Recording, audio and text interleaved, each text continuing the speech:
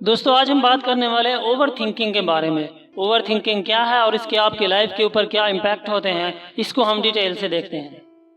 دوستو اگر آپ اس چینل پر نئے ہیں تو اسے سبسکرائب کرنا مت بھولیے گا۔ اوور تھنکنگ کے دو پہلو ہیں۔ نمبر ایک، کسی چھوٹی سی بات یا واقعے کو اپنے ذہن پر اس طرح سوار کر لینا کہ وہ واقعہ آپ کو حادثہ لگنے لگ جائے۔ آپ ایک چھوٹی سی بات یا سچویشن میں اوور ریئیکٹ کر کے خود کو بے چینی کی جھلستی آگ میں دھکا دے دیتے ہیں، اور پھر بے چینی کے اس چھوٹے سے پودے کو اپنی سوچ کا پانی دے دے کر ایک ایسا درخت بنا دیتے ہیں جس کی ٹہنیاں آپ کے پورے دماغ کو اپنی لپیٹ میں لے لیتی ہیں۔ نمبر دو، یا پھر کوئی کام کرنے سے پہلے آپ اپنے دماغ کو بے بنیاد اور بیس لیس لاجک دے کر کنفیوز کر دیتے ہیں اور آپ کے اٹھتے قدم رک جاتے ہیں۔ ابھی ہم کچھ ایسی سچویشنز دیکھیں گے جہاں عام طور پر ایک لیس کانفیڈنٹ انسان اوور تھنکنگ کا شکار ہوتا ہے، اور ساتھ میں ہم یہ بھی دیکھیں گے کہ ان سچویشنز کے اندر اپنے دماغ اور سوچ کو مینج کیسے کرنا ہے۔ نمبر ایک، کسی کام میں غلطی پر انسلٹ کے ڈر سے آپ ایک ایسے کام کو بھی چھوڑ دیتے ہیں جسے آپ اچھے سے کر سکتے تھے۔ یہ بھی اوور تھنکنگ ہے۔ اس کا مطلب یہ ہے کہ آپ ہر کام میں پرفیکشن چاہتے ہیں اور آپ چاہتے ہیں کہ آپ غلطیوں سے پاک ہوں۔ لیکن غلطیوں سے پاک صرف وہی انسان ہو سکتا ہے جس نے زندگی میں کچھ کیا ہی نہیں ہوتا۔ جو انسان پریکٹیکلی کچھ کرتا ہے اس سے غلطیاں بھی ہوتی ہیں۔ دیکھیں، غلطیاں بری نہیں ہوتی، غلط ہوتا ہے ان غلطیوں کو اگنور کرنا۔ اگر آپ اپنی غلطیوں کو اگنور نہیں کرتے بلکہ انہیں آئیڈینٹیفائی کر کے انہیں امپروو کرتے ہیں تو وہ آپ کے لیے پرفیکشن اور کامیابی کا راستہ ہموار کرتی جاتی ہیں۔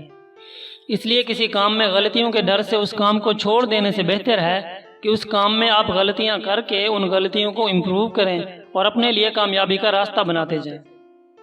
نمبر دو، آپ انسلٹ کے ڈر سے کسی محفل میں بولنے سے گھبراتے ہیں۔ یہ بھی اوور تھنکنگ ہے جو آپ کے کانفیڈنس کو لوز کرنے کی بڑی وجہ ہے۔ مثلاً آپ اسٹوڈنٹ ہیں، آپ کلاس میں کوئی کویسچن پوچھنا چاہتے ہیں، لیکن آپ اس لیے گھبراتے ہیں کہ کہیں سارے مجھ پر ہنسیں نہ۔ حالانکہ آپ نے نوٹ کیا ہوگا کہ آپ کی کلاس میں کوئی اسٹوڈنٹ ایسے بھی ہوتے ہیں جو بالکل فضول قسم کے سوال بھی پورے کانفیڈنس کے ساتھ اور پورے اعتماد سے کرتے ہیں۔ ان پہ تو کوئی قیامت نہیں ٹوٹ پڑتی۔ ہمیشہ یاد رکھیں کہ کامیاب لوگوں میں یہ عادت ہوتی ہے کہ جب کوئی بات، کوئی آئیڈیا یا کوئی کام جو انہیں صحیح لگتا ہے وہ بنا جھجک اسے کر گزرتے ہیں۔ وہ اس بات کی پرواہ نہیں کرتے کہ لوگ ان سے ڈس ایگری ہوں گے۔ نمبر تین، کسی پاسٹ نیگیٹو ایکسپیرینس کی وجہ سے آپ کوئی کام کرنے سے گھبراتے ہیں۔ مثلاً کبھی کوئی کام آپ سے ایک بار غلط ہوا تو آپ نے اپنا مائنڈ بنا لیا کہ یہ کام میرے بس سے باہر کا ہے۔ پھر کبھی وہی کام آپ کو کرنا پڑ جائے تو آپ پھر سے غلط ہو جانے کے ڈر سے اس کام سے دور بھاگتے ہیں۔ یاد رکھیں، غلطیوں سے ڈرنا نہیں بلکہ ان غلطیوں سے سیکھنا چاہیے۔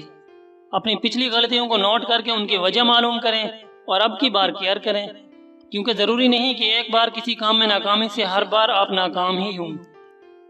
نمبر چار، کہیں آپ کی کسی غلطی پر تھوڑی سی انسلٹ ہو جائے تو آپ اسے اپنے لیے ایک بہت بڑا حادثہ سمجھ کر اپنے دماغ پر سوار کر لیتے ہیں، اور ایک لمبے عرصے تک اس کا غبار آپ کے دل میں رہتا ہے، جس سے آپ اپنے دوسرے کاموں میں فوکس بھی نہیں کر پاتے۔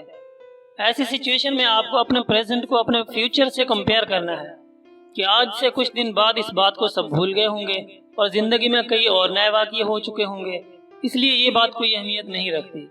اس طرح آپ سوچیں گے تو اس چیز کو بھلانے میں آپ کو آسانی ہوگی۔